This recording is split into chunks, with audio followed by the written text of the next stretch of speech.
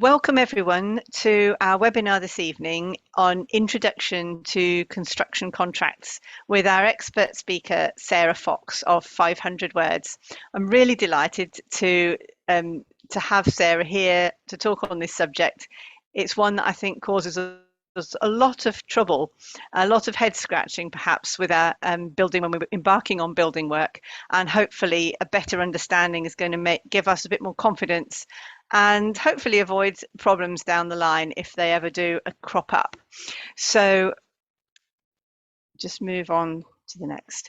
So I'm going to talk for just a few minutes to give you a welcome and an introduction, and then I'll hand over to Sarah for about 40 minutes or so. After that, we've got a chance for questions and answers. So if you're thinking of questions as you go along, do drop them into the Q&A.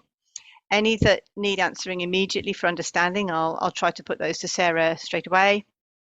But the rest I'll save until the Q&A and we'll try and deal with them all afterwards. And then about 10 minutes before the end, I'll run a final poll, talk about next events, and then wrap up on time at 7:30. For those of you who don't know much about Cumbria Action for Sustainability, we do a lot of different projects, all relating to sustainability, not just retrofit, not just green construction. So if you're curious, then do go onto our website and have a little look there. And you can find out about the Zero Carbon Cumbria Partnership and all of the other work that we do. Also worth mentioning, we run carbon literacy courses, and if anyone's interested in the broader carbon footprint and so on, then please go on the website and please do check. There's another course coming up on the 22nd of June, and you can have courses as well for your own organisation, for your workplace, or for your community. So that's all available on the website. You can find out more there. Within CAFS, I work on the energy team. So we have free services for those who are eligible, funded services, and we have paid for services such as our home retrofit planner, which is the beginning of our retrofit advice process, where we create a whole house plan based on heat loss modelling. And other things like thermal imaging. And of course, we do courses and webinars like this one. And if any of you have made a donation when you joined the webinar, then thank you so much, because that means that we can do more with what we've got. Just as an introduction, Sarah's a contract specialist and is a fan of the simple contract of just 500 words, which is music to my ears. And hopefully this is going to enable us to build trust and to avoid disputes. So do go to her website, 500words.co.uk, if you want to find out more. But now, Sarah, over to you, and thank you. Right, let me just share my screen.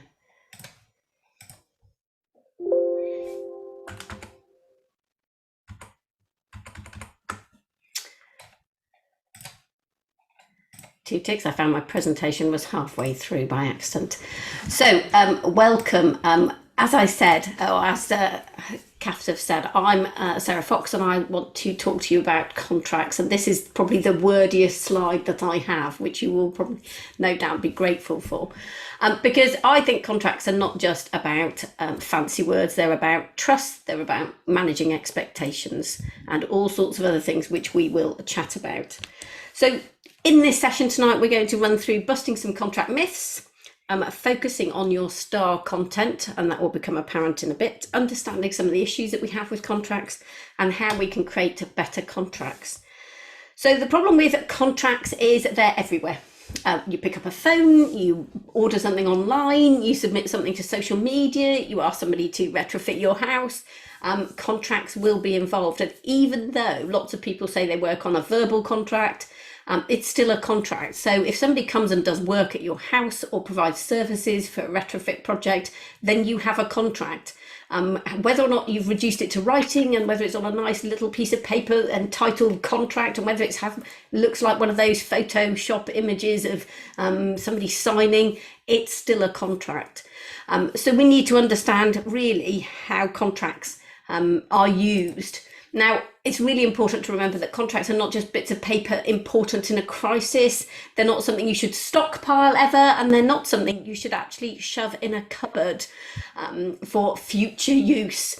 Contracts are actually really important. They help you do business or get specialist advice and expertise, particularly the expertise that you need rather than just any expertise.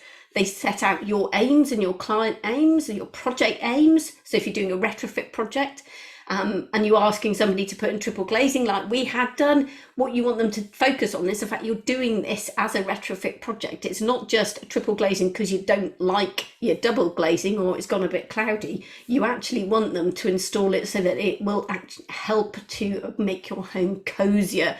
As Kath's image said, we like a cozy home. Contracts can also help you manage change. There's an awful lot of change going on in the world. We've got COVID, which hit the construction industry. We've now got supply chain issues. I know solar panels are under real problems trying to get solar panels.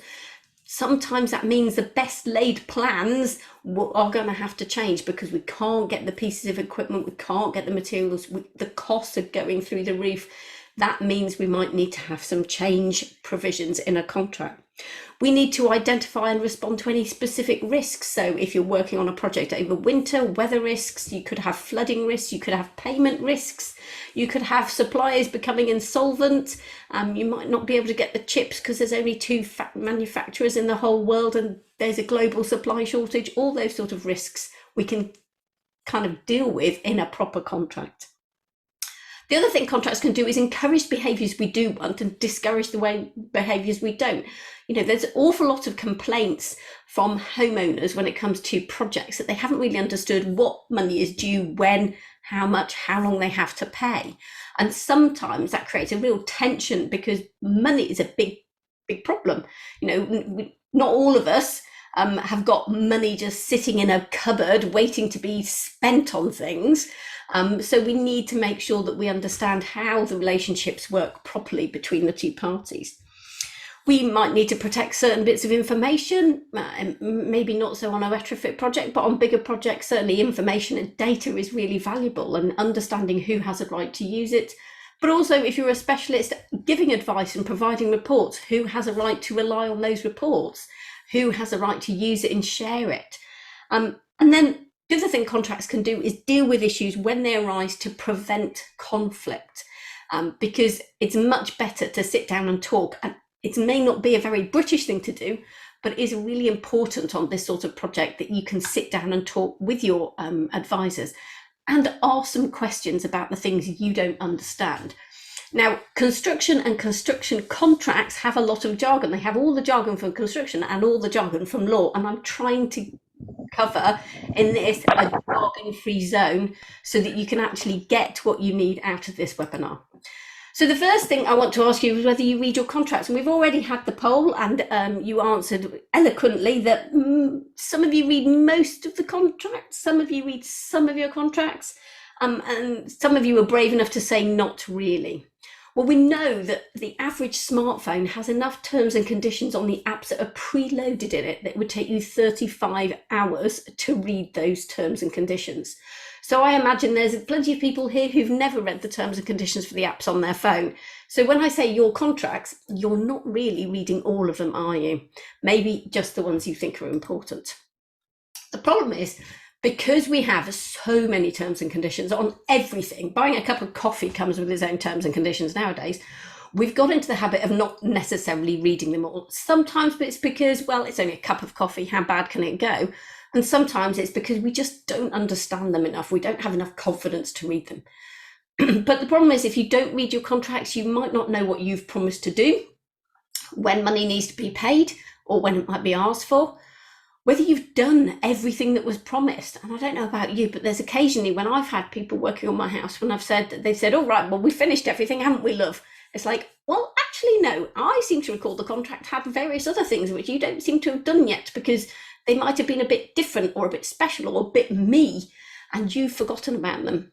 But the other thing is understanding how those promises can change, because there's so much change in the world. We know that the promises that are made probably at the beginning will change subtly or substantially over the course of a project.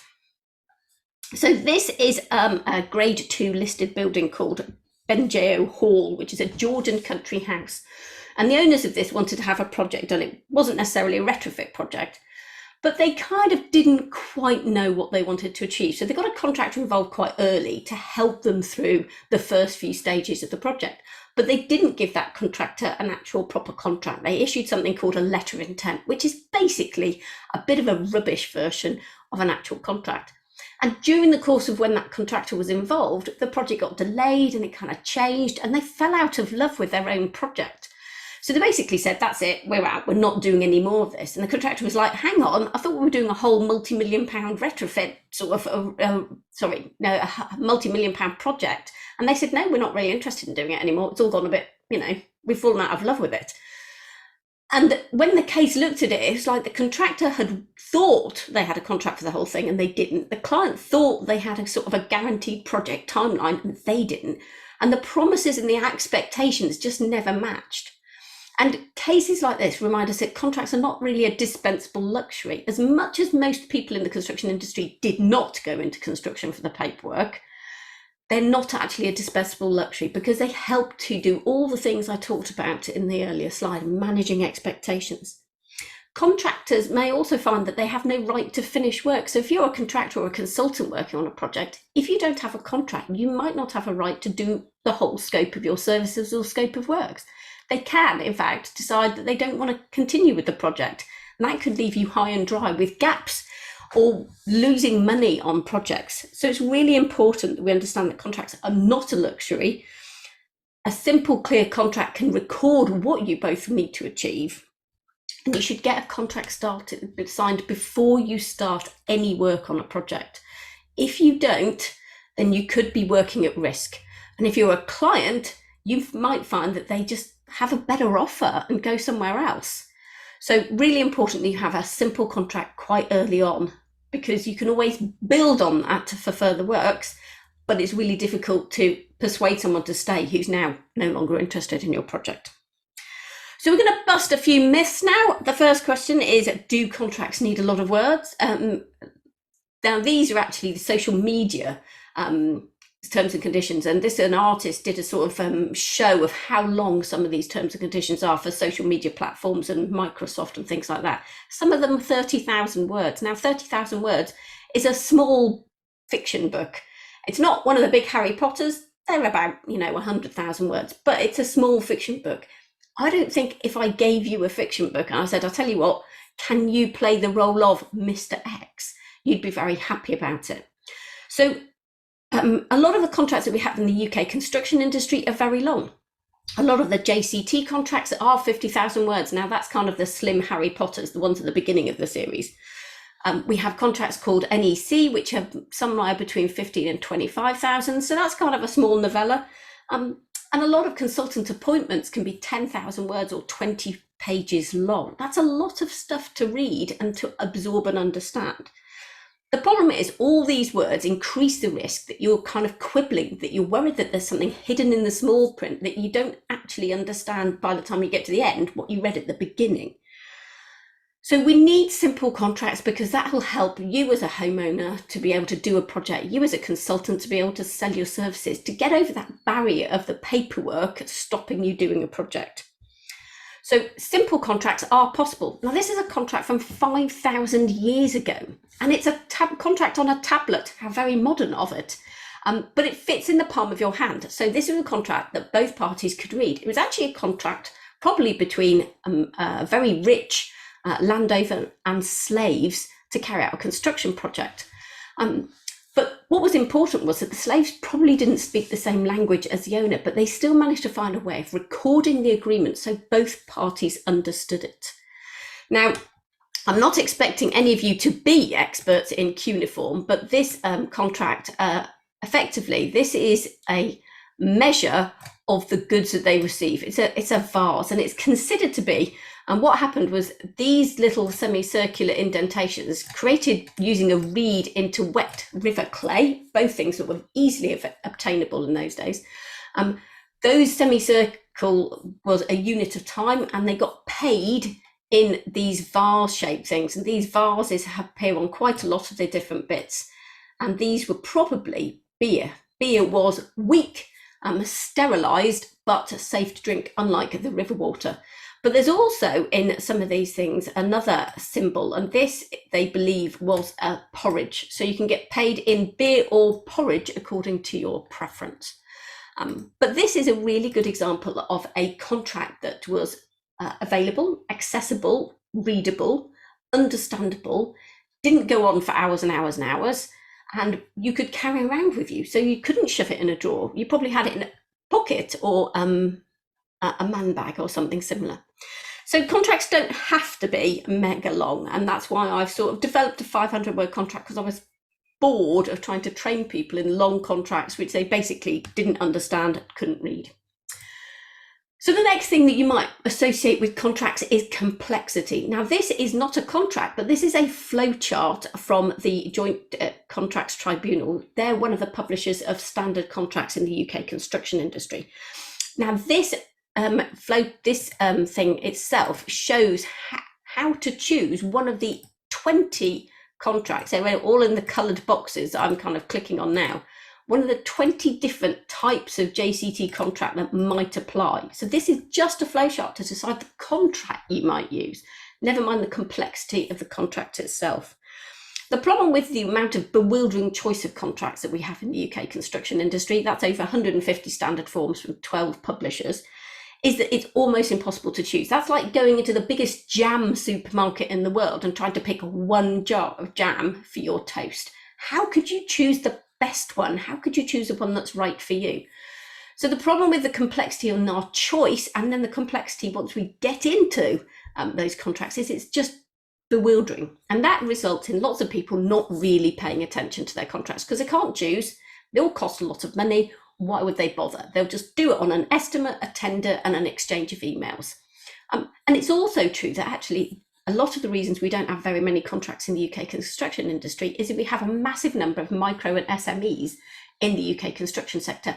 Over 500,000 companies are in the micro or SME range, and they probably don't have an office. They probably don't have a full-time member of office staff who can deal with contracts, deal with the paperwork. So they're just working out of the back of a van using their smartphone to do deals. So none of these sort of documents are set up for that sort of small business. But the construction contracts that I do aren't like the really complicated ones that JCT do. So this is just a few of the examples of contracts that I've written. I've worked with the Federation of Master Builders because they had contracts which their members couldn't use. The middle one is my own 500-word contract, which was developed to try and enable somebody just to have the bare bones of what they needed in a really simple format, colour-coded according to the parties in chronological order. And then I've worked with Carbon Co-op in Manchester on their retrofit contracts for consultants. So they don't have to look intimidating or scary or complicated. But the other thing contracts shouldn't really be is one-sided. And too many contracts that I see, and I was reviewing one just today, was just about bullying either a client or a contractor or consultant. And that's really not what contracts are meant to be for. As you might have guessed, I'm in favour of trust being a better way of describing your relationship on a project than a contract. A contract is meant to record what you've agreed, not to change the landscape completely. So contracts don't have to be one-sided. They can be based on trust. And the astonishing statistic really is that of the number of projects, of the number of contracts that are signed globally, less than 0.1% end up in any form of dispute. So the pie chart that you've got on the left is actually the little turquoise slice is actually 1%, but when I get towards less than 0.1%, which is 0.02% the correct number that actually go into dispute, you can't even see it. So we spend all this time drafting contracts which are based on lawyers being able to interpret them in the event of a fight. But that's not actually what we need contracts for.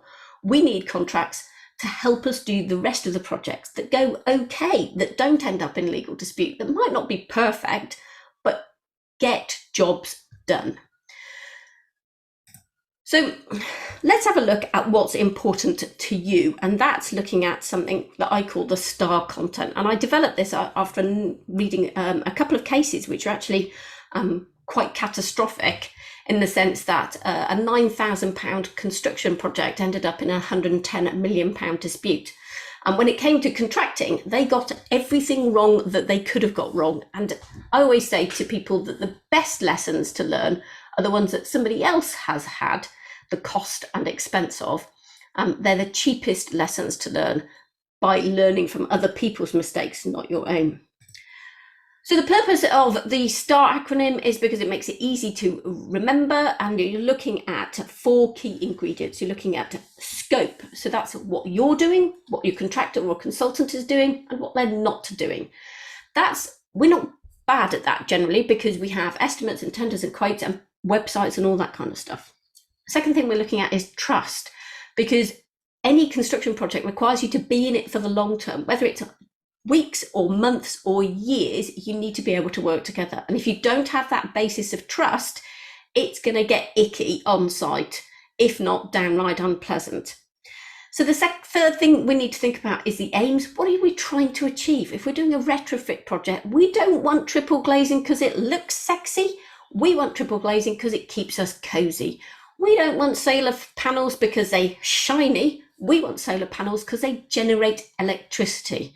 So all of these things have a real functionality, a purpose to why we want them. And we need to write those into our contracts so that the suppliers understand. Now, a lot of the suppliers CAFs work with will understand, but there are some people out in the construction industry who are jumping on the eco and retrofit bandwagon, but don't actually have the your best interest in heart. And lastly, and I clicked a bit too early, we need to look at the risks. What are the things that might go wrong? So let's have a look at some examples. So this is a case that went all the way to the House of Lords, now called the Supreme Court. That's the highest court in England. And it was about a swimming pool which was too shallow. Mr. Forsyth had asked his contractors to build a swimming pool that was 7 foot 6 inches deep, and it was only 6 foot deep when they filled it with water. Now, that is quite a clear scope. But the contractor didn't comply. Now, there's a couple of lessons in this. First of all, if you have a scope, keep on top of it. Don't hide from your contractor or your consultant.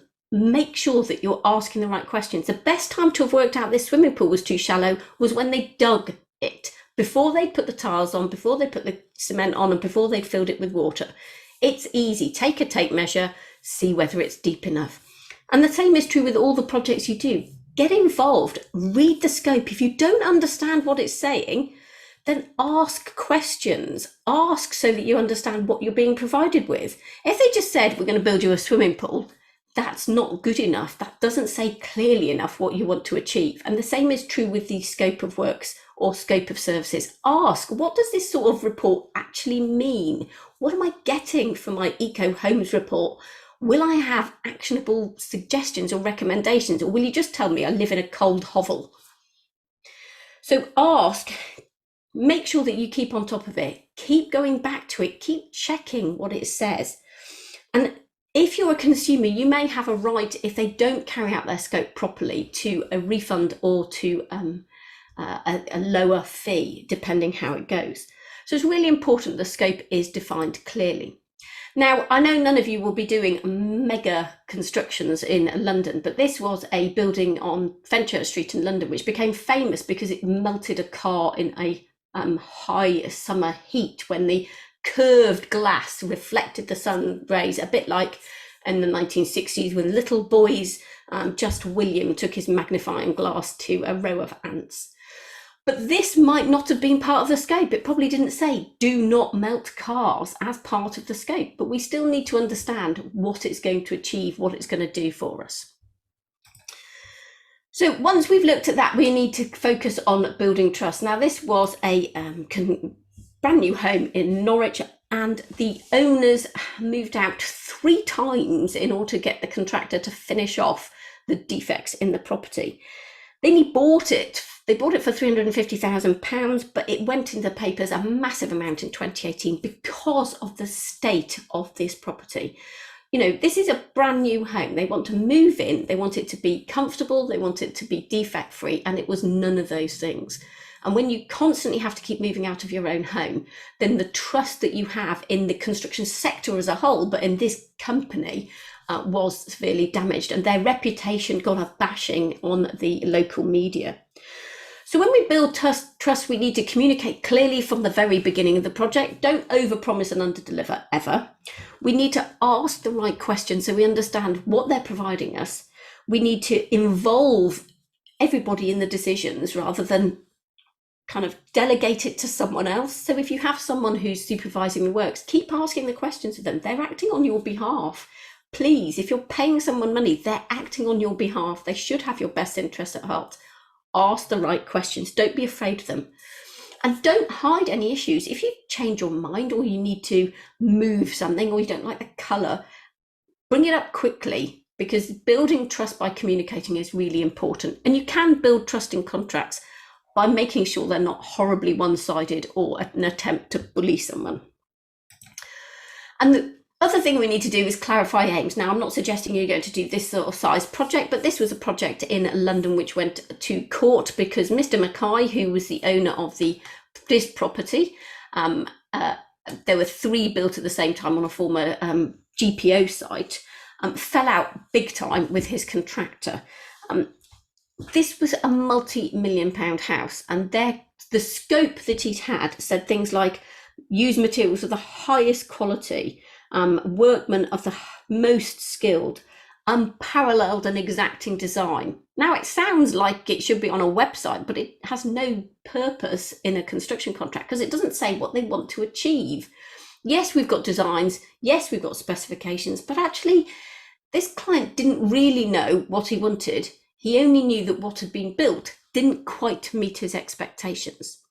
But this whole thing went to court. The legal fees were so big that, in fact, Mr. Mackay had to sell his house to pay his contractor and his legal fees. So he definitely didn't get what he wanted in the end. But understanding what your aims are and expressing them clearly. If your budget is the most important thing, tell your client tell your contractor what their budget is. If meeting retrofit standards is the most important thing, like passive house standards, then tell your contractor that, or your consultant, that's what you want to achieve. If you've got a time scale because somebody's moving into your home and you need it finished by a certain date because they will be homeless otherwise, tell your contractor, make sure that you understand exactly what you're trying to achieve. So really important that we discuss those things properly. But the thing is, if you do have a budget and you tell your specialist, whether that's a contractor or a consultant, what your budget is, do you think they have to stick to that budget? Do they have to make sure that you're not going to overspend or have to empty your piggy banks or whatever else? So can you just launch the poll and we'll see what people think?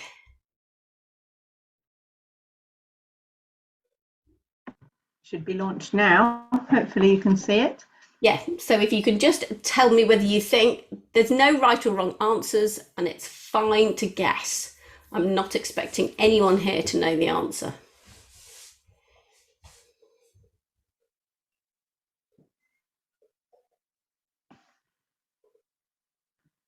A couple more.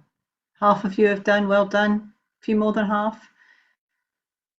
Oh, 80%, more than 80%. Should we go with that?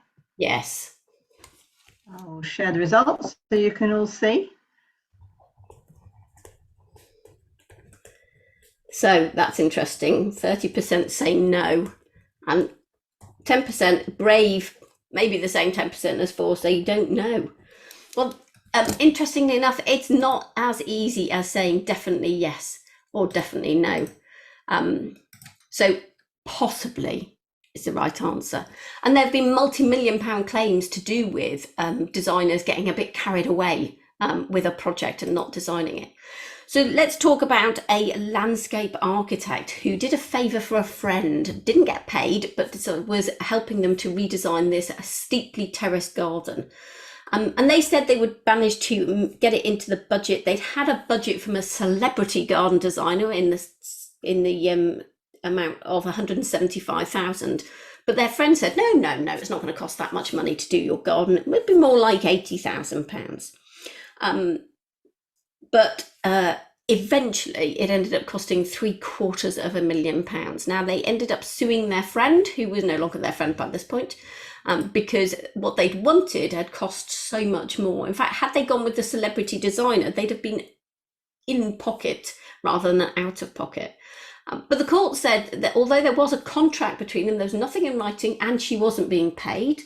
There was a contract between them, but she hadn't been in breach of her duty of skill and care, and she hadn't breached by overstating her ability to meet their budget.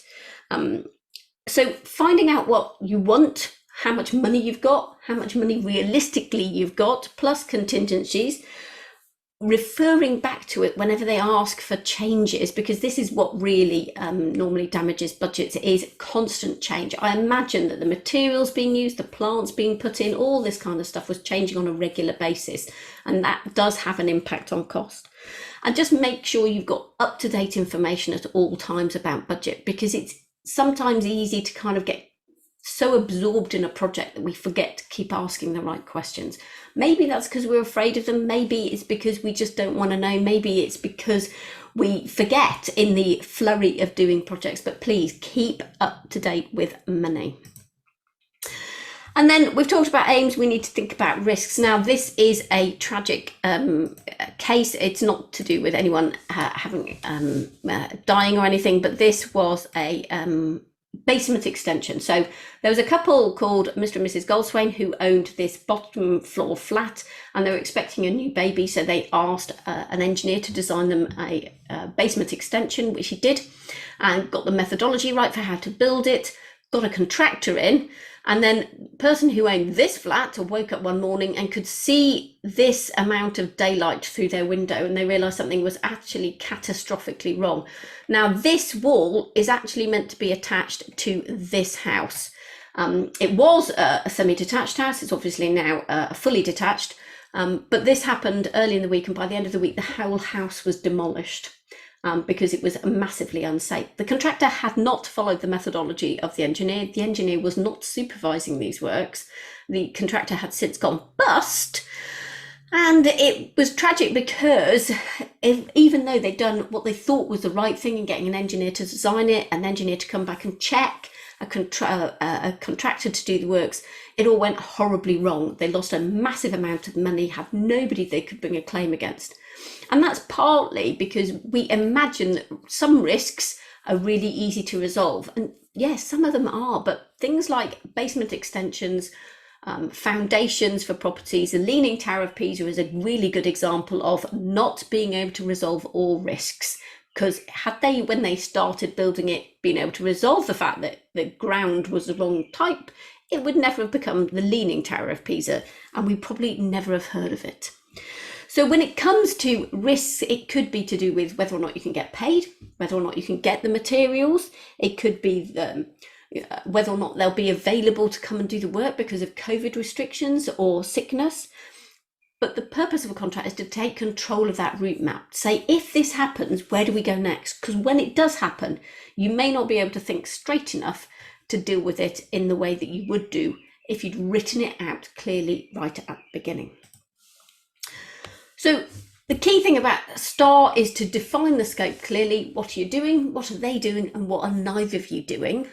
Build trust. And one of the ways that you can do that in an agreement is to limit the liability of parties, to look at their insurance, to look at how they deal with your data. Clarify the key aims, particularly for a retrofit project, so that you make sure that you're not just having triple glazing because they look nice.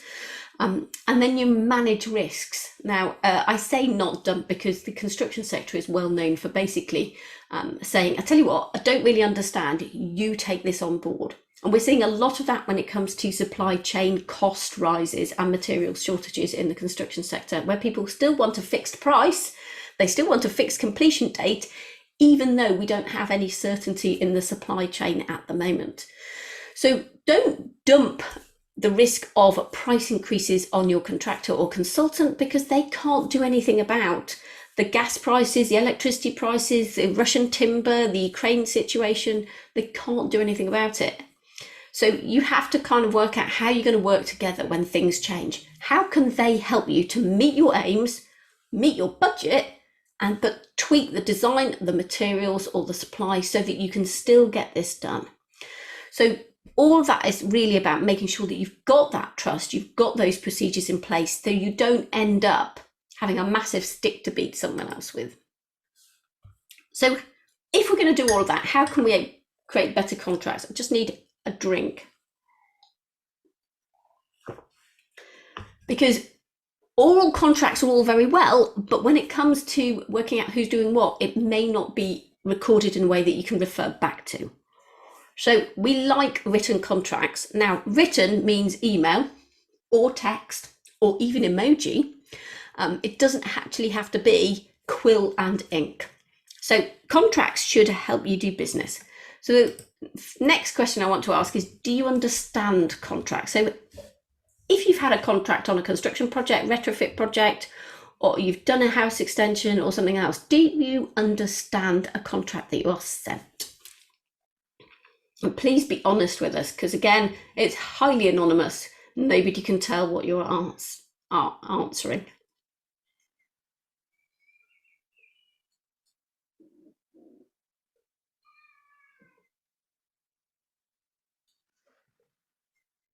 Okay, that's over 70% have replied. Last chance, 80+%. Right, I will end it there and share the results.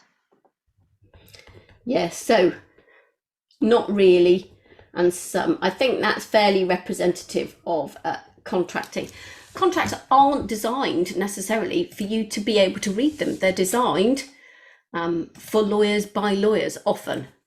The problem is, if we don't understand contracts, then we don't know what we need to do, how we can trust the other side to meet their promises, what success even looks like, and who's responsible when risks occur. And a lot of fixed fee contracts have ended up costing contractors and consultants a lot of money because prices have risen, but they haven't had a right to increase their prices to reflect. So I've come across over the years of my 25 years looking at construction contracts, some showstoppers I think it's really important that you pay attention to and you think about removing if you see them in contracts that you're given. Any jargon or things you don't understand, ask to remove it or ask them to explain it, because you shouldn't have anything in the contract that you don't understand, and be brave enough to say you don't understand. Make sure you get rid of any procedures you can't comply with, and typically contractors for example, might ask for money within 7 days, but if you're funding this through bank loans, you can't get the money within 7 days of the contractor asking for it. As we've said, not all of us have piles of cash hidden in a cupboard that we can just fling at a contractor when they ask for it. If we're talking thousands of pounds, we need to make sure that we can comply with that procedure. The other thing is, a contract is meant to record an agreement, not change that agreement. So if there's things in there that you didn't agree to that you really don't like, don't be bullied into signing it. Make sure you get rid of anything that you don't think you've agreed to. And also, if it doesn't make sense, challenge it. And the best question to ask is not what does it mean, but what does it do? Because they might be able to tell you what it means and you still don't understand it. But if they can't tell you what it does, then it's very easy to respond and say, well, let's just remove it then. And this is really common because quite a lot of contracts that are written by small and micro enterprises are copied off the internet. So they might be inappropriate for the jurisdiction, or they might just have lots of jargon in. So here's my bingo jargon that you might see in contracts. Some of these you might have come across. I'm not going to explain what any of these words mean because none of them should be in your contracts. They're highly technical legal terms generally. They have very specific meanings that are legal rather than practical. Some of them aren't even UK or English law because they're based on American terms, but it's the sort of thing that people pad their contracts with to make them look more contractual all the time. If you see it, get rid of it. Even if you're a lawyer, I always say get rid of it. We've had an awful lot of stuff about force majeure during the COVID epidemic, most of which didn't help anyone. So the other things you might want to challenge if you see them in a contract is if a contract just looks too long or complicated. Most of the projects you're doing, if they're not multi-million pound projects, you don't actually need a really complicated contract. You can suggest something simpler, have a look at my website, there's loads of sample contracts there, or just decide that you don't want to work with them, because using long contracts and complicated contracts is a way that some contractors will bully. The other thing is it too one-sided? Does it sound like you're not working with each other, but somebody is working for the other? Does it have lots of time limits in, like how long you have to pay, how long you have to tell them about changes, how many weeks they're going to sort out defects in your property?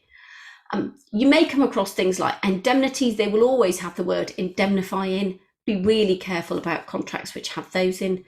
And think about whether or not you need to limit somebody's liability so they don't bet their business on your project.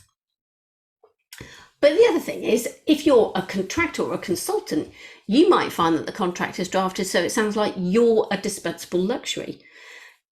There should be a right for you to finish all of the services and all of the works, but we've increasingly seen a lot of contracts which basically allow a client to change their mind, sack you off the job and not pay you your lost profits, or to omit big chunks of your work and give them to someone else because they find someone cheaper or quicker, or somebody a mate recommended down the pub. So some of these things are quite technical, but it may be that if you're a consultant or contractor, this is the sort of thing you see, in which case challenge it. Don't let it go. They will come back to bite you. So you might imagine that I like the idea of simple contracts. David Mosey, who's a writer on collaborative contracts in construction, talked about the fact that the creation and negotiation of many building contracts is based on the premise that the other party is the opposition and cannot be trusted, as if it was some sort of big fight between two parties to see who's going to be king of the ring. It doesn't have to be that way. Contracts should record an agreement, have enough information that you both know what you're doing, and then stop. Although, it's easy to see other things, risks and issues, a lot of them are peripheral. They don't happen very often. We don't need to focus our time and energy on them. And particularly at the moment, we're dealing with a massive amount of cognitive overload, which means our brains are just bored of Zoom calls, documents, reading emails at home, working from home, dealing with homeschooling and everything else. We need to keep it simple just to get it past our brain cells. So you can write a contract fairly plainly, and once you've got enough that it seems to make sense, you stop. There's no need to get all complicated using jargon or long language just to create a contract. You will have seen lots of contracts that are just quotes with no real terms and conditions on them. That's still a contract. It's still good enough. So don't be persuaded that you have to have long and boring just because that's what everyone says you have to have. So I know I can't tell you everything there is to know about contracts in just 40 minutes, but I do want you to think about moving yourself maybe from the I read none of my contracts to the most of my contracts I read, or I understand very little of my contracts, to actually I think I begin to understand a bit more because I've started to ask questions. So the question is, in future, what I really want you to do is start to read contracts, not all at once. Don't pick up your smartphone and try and spend the next 35 hours reading all the terms and conditions on the apps, but don't avoid reading them. Don't feel that you have to just accept anything that's sent to you. Challenge any jargon and ask them to delete things which don't really have a purpose. I still do this with people who send me contracts. I say, if I don't understand it, then the chances are 99.9% of the population doesn't understand it, because I read contracts and I train on contracts. So I really do understand them quite deeply. Take control, make sure it represents what you want. Does it explain the scope that you thought you were getting? Does it build trust with them, or is it a bit bullying? Does it set out what you want to achieve, what your aims are? And does it deal with the risks that we know are out there at the moment? Always, always, always get a contract signed before any works or services are provided. They are critical to help build the relationship and build the project. And then use them. Don't just, again, hide from them. Don't show them in a drawer. Don't put them in a folder on your desktop marked contract. Open it, read it, check off that they're doing what they're meant to be doing at the right times and that you understand the processes in it. Because these processes are really critical. It takes a lot to finish a project, even if it's only a few days or weeks, but there's a lot of things that are all happening at the same time and you really need to start to use them properly. So my last question is whether or not you promise to do more. I'm not saying all the time, to read contracts, start to understand them, understand your role and what the work terms say, sign them, because we know that 30% of construction projects in the UK start without a contract being in place. We do £110 billion worth of construction work in the UK. So that is £33 billion of construction projects start without a contract being in place. I'd like you to be on the other side of that list and then use them in the future. Don't shy away from them, use them. So will you read, understand, sign and use contracts in the future?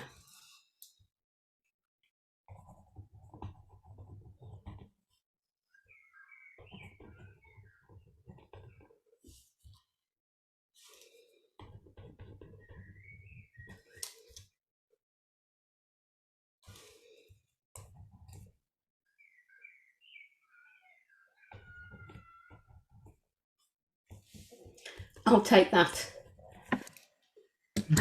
I'll take that. So I'm not expecting you to read and understand and use all the contracts, particularly the ones on your smartphone. But as long as most of the time you're beginning to pay more attention, and those of you who've answered sometimes, thank you for your honesty. But a lot of the evidence is that we're very poor at consumers and understanding which are the best contracts, the riskiest ones, the ones we really need to pay attention to. So most of you said yes, few, because this slide makes a lot less sense if most of you said no. But thank you for listening and for understanding and for beginning to get interested in your contracts. Thank you so much for that. That was certainly illuminating for me. Jump through. This is a little slide, slow getting through.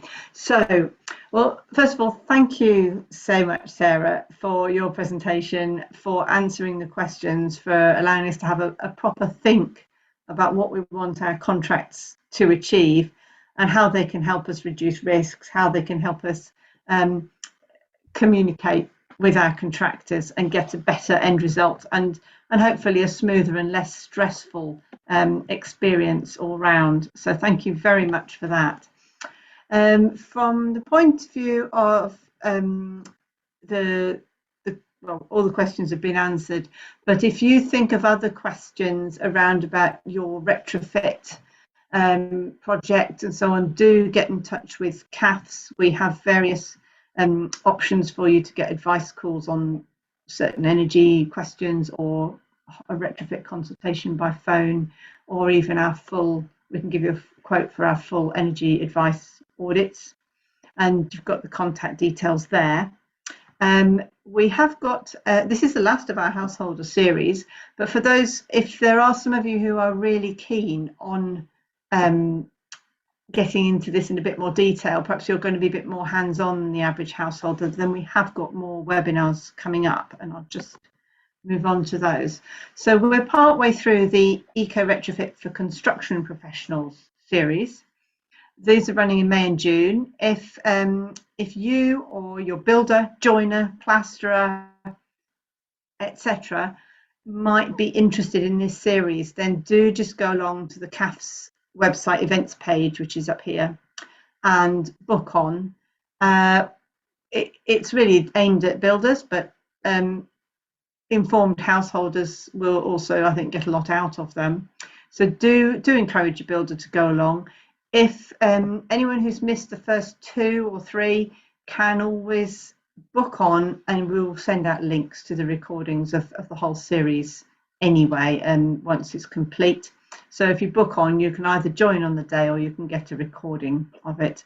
And that's really, we'd really hope to get more builders, more tradespeople, and more of those who are involved in design and the actual construction of our retrofit work onto these webinars, because we just want to raise awareness and get more of them also to come to CAFS and to help us with our clients who are looking for the right kind of builders and installers with some retrofit experience and training behind them. The next two are next week on insulation, so do take a look and do put the word out there. Also, just to mention, for anyone who's interested in our climate and carbon literacy training, we've got the next course running in June. 22nd of June is the first of 2 half days online. It's not free, but we've all done it at CAFS. We've all been on this training course, and it's illuminating. So if that's something that you're interested in, go for that. If you don't already get our CAFS newsletter, do sign up, because we put all our events and developments in that newsletter, which is a monthly newsletter. And we also have a new Facebook group called Cumbria Green Build. So that's where householders can talk to other householders and get ideas and suggestions, and just ask each other questions about retrofit or green build. So that's something that's new and available to you if you're interested. So it just remains for me to say thank you so much to you, Sarah, for your presentation. Thank you to everyone who's attended and for taking part in the polls and giving us the feedback. That's been really useful. And we hope to see you again at some point on another webinar, or completing any surveys that we send out by email after this webinar as follow-up. That's really useful for us, because we get feedback and it's a bit of research that we find useful. Do get in touch with us in the future if you want to benefit from our advice service, both the free advice that we can offer and our paid for advice services. Thank you for those who've donated to CAFS at some point in the past. So thank you, everyone, and that's the end of this webinar, and hopefully see you again another time. Thank you. Thank you.